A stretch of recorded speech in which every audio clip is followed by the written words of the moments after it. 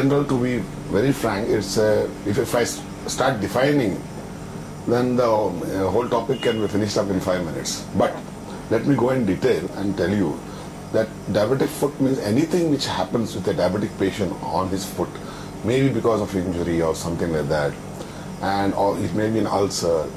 I mean, basically what we believe is if a person has shiny skin of the foot or loss of hair on the foot with an ulcer and a deformed foot because of the bone involvements, it is called as a diabetic foot. But the cause of diabetic foot can be various things, and in true sense of gangrene as a definition is entirely different.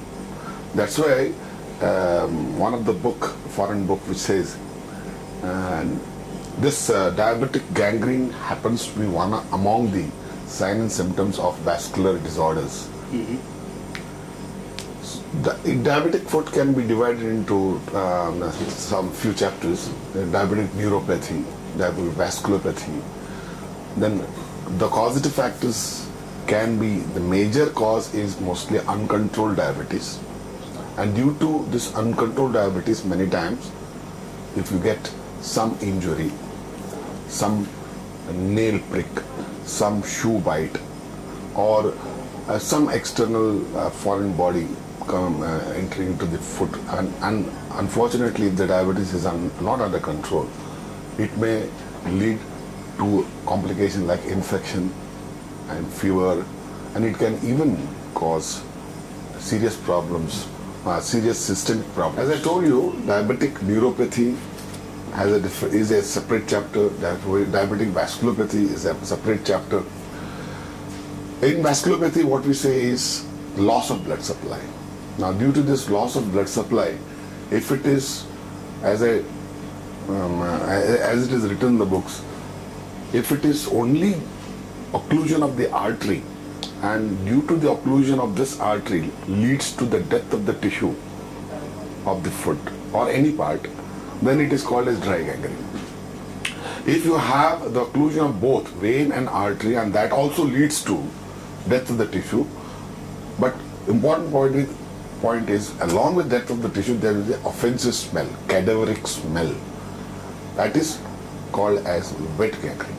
Now there is one more gangrene which some authors describe along with wet gangrene, some describe it separately, that is gas gangrene. The gas gangrene, the cause is not essentially loss of blood supply, but initially when the person meets with some accident on the road or some other places, and unfortunately if this dirty thing like cow dung or the other bad materials, if they happen to enter into that particular ulcer or the wound, then it produces gas, and that is because of the organism called as gas gangrene. Here it is very important to tell to the world, it is this entity which is absolutely dangerous and contagious.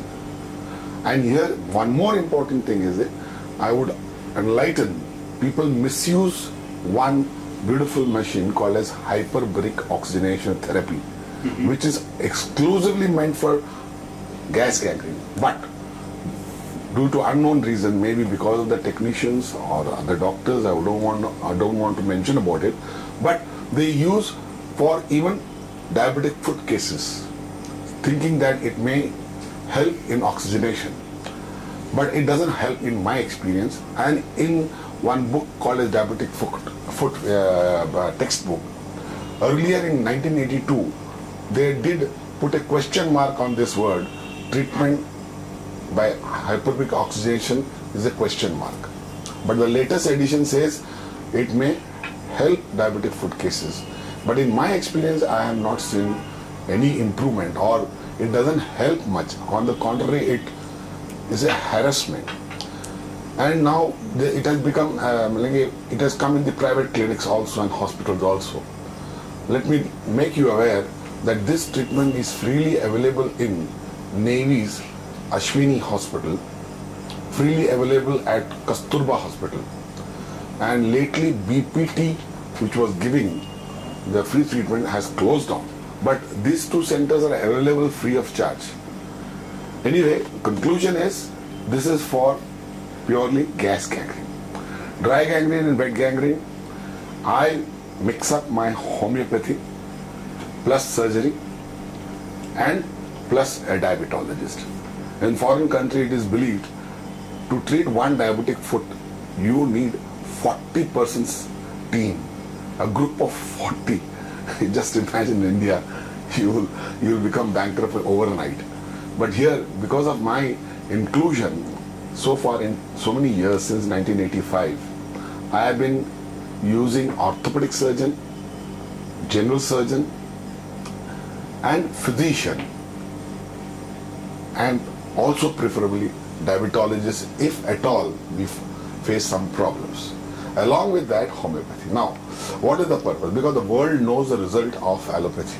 Once gangrene sets in or diabetic foot, then they try their best to save. I don't say that they don't save. If they are sincere enough and if the blood supply is good, then they try and they succeed also. But because of my introduction with homeopathic local application of my own, because of that, the result is faster and safer also. One more thing I would like to enlighten here. Till yesterday, the sincere surgeon who has been treating, or surgeons treating diabetic foot, say that they have yet to come across a local application. But they are helpless, so they use betadine or metrogil, etc., etc., etc. Let me make one more thing. Don't feel that I am speaking some negative. No, I am trying to make you people aware. I am the first man probably to tell that betadine is contraindicated in diabetic foot cases. Because what happens is, it's ultimately a derivative of iodine, what we call, and it is known to corrode the wounds. In certain centers abroad, not in India, they use this betadine certain dilution, which I wouldn't know about it much. But on the whole, diabetic neuropathy, once it sets in, it is because of uncontrolled diabetes. In long run, I've seen well-controlled diabetes also can lead to diabetic neuropathy. What is diabetic neuropathy? Neuropathy is death of the nerves due to diabetes. But that doesn't lead to gangrene. But here, because the loss of sensation, and before I go into it, let me make it very clear. Since 1985, I have yet to cure one single diabetic neuropathy. It is not curable. It is treatable, but that too also it is, to the best of my knowledge, is useless to treat. And all that vitamins, they don't work at all. Once the death occurs, numbness comes, it is permanent. So, what is to be clear? It is not because of diabetic neuropathy you have a gangrene. Because of numbness, no sensation, and you happen to meet with an accident, or as I told you, some pricks like a nail prick or a thorn or shoe bites, or there are cases where you will see that the foot is absolutely normal externally, the skin, etc., beautifully shiny, everything fine. But when you go for the X-ray, you find that the whole foot, all the 27 joints are fractured, which is called as, I can give you the photograph, I can give you the X-rays of the patient, and the patient doesn't know at all. But those cases are cannot be treated. We have to try our best to conserve them.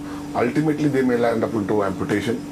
So 27 bones and 29 joints, and it is believed 44 muscles are there in one foot.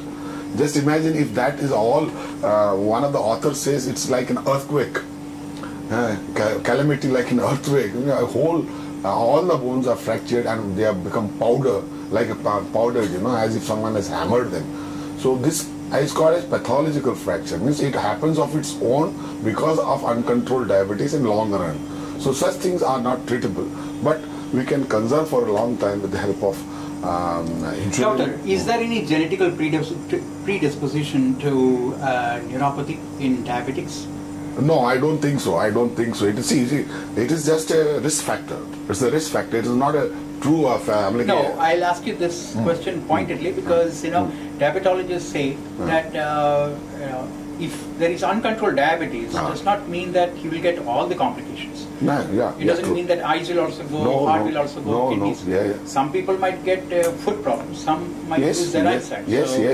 Is it some kind of predisposition that you lose your nerves? Because there are many patients who don't get neuropathy, but there are also equal number of patients who get neuropathy in terms of diabetes. Correct, absolutely right. But then there is no particular statistics like that, which says that this particular group will have neuropathy. But it is commonly believed if your diabetes is not under control, then it may lead. But I am adding to that. Even if it is under control, sometimes they do develop neuropathy for reason unknown. These are all risk factors. I have one patient, now he is no more. He expired at the age of 88. He was called as a gold medalist patient. Why? Because from when he was 6-month-old child, since then he had diabetes. And he had no other problems at all. And there is one beautiful saying, a good question from you. There is a beautiful saying in Bible which has been used by a diabetic surgeon in US. The sentence is, if I mirror leg, it doesn't mirrors, it mirror legs. What does it mean? It says if a diabetic patient has some vasculopathy in the eye, if not today, tomorrow he will develop gangrene. That is one prediction given, and that is given in Bible. Where some saying is there. So from that he has extracted it, and this is a truth. Where you have seen patient who has developed retinopathy, diabetic retinopathy, invariably, to a large extent, they do develop the foot problem. And at the same time, answer is simple. If you're careful, nothing happens. Everything is all right. And the basic care is insulin. Doctor, diabetologists also say that if you have an amputation, the patient or the diabetic may sometimes not survive beyond 2-3 years because it creates a huge pressure on the heart. Is that also true? Because you have been treating diabetic foot and amputation. So what's your experience? It's absolutely true. In 1856, Dr. Marshall Kelvin has quoted this, and his quotation holds good till date.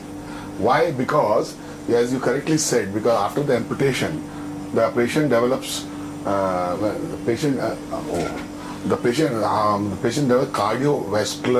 cardiovascular stress, and in the bargain, see, may I explain in simple language? In simple language is, see, God has given you all the parts with all intelligentsia. Now suddenly you remove one portion of the body. Now heart is used to beat between 72 and 76. It beats per minute that many times. So it is used to that. Once you remove a portion of the leg, something like that, specifically in diabetic, heart doesn't understand. It's an involuntary muscle. So it tries to pump the blood as much as it was doing earlier. In the bargain, it gets a reply that some portion is not accepting it. So it gets irritated and it pumps more. In the bargain, it becomes enlarged, tired, and go into ventricular failure. This is the truth. This is written in Marvel Levy. But in non-diabetic also, if it is not from a young age, like when you were a small child, something like that, they have a good survival rate. Otherwise, in non-diabetics, like smokers gangrene, etc., in smokers also we have gangrene. So they also have the same statistics. That is the world statistic. But this world statistic is mentioned in only American books, not in Indian books. Okay. Doctor, as you talked about the Bible and how to predict gangrene, are there any new technologies involved, or are there any new evolved ways of predicting gangrene in diabetics? Today there is a report in the paper which says blood tests can actually predict Alzheimer, which can come 3 years later. Yeah.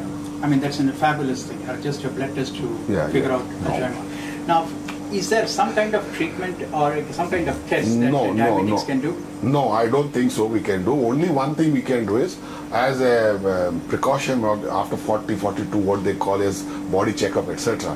Then if you, which is very rarely done, it's look funny to tell also, if you happen to go for a Doppler study, or if you happen to go for angiography, then there are probabilities that you may be you may hunt out that develop gangrene or diabetic foot cases. But diabetic foot is difficult. At least you can always say about the loss of blood supply, like dry gangrene and wet gangrene. But it is as good as zero, like negligible. It is not. You cannot predict it. Doctor, one last thing. That is about, have you seen diabetics who are strictly under control, getting less chance of developing gangrene in the foot over 15-20 years of diabetes? Yes, very true. See, the primary treatment is precaution. Prevention is the best part of it. So if you take care of diabetes, 100%, at least 99.9% of the person can avoid this gangrene. They can always be away from it. And at the same time, foot care should be also taken care of, which I always give a foot care of 26 points are there. So, but they are given only to diabetic patients from prevention point of view. But you cannot 100% predict that it can be avoided or not. Once, see, this is all, such statistics doesn't prevail so far. But you can definitely vouch that if you control your diabetes, you can avoid all the complications. Why only diabetic foot? If you control, you can avoid all the complications. Thank you so much, sir, for being with us. Nice of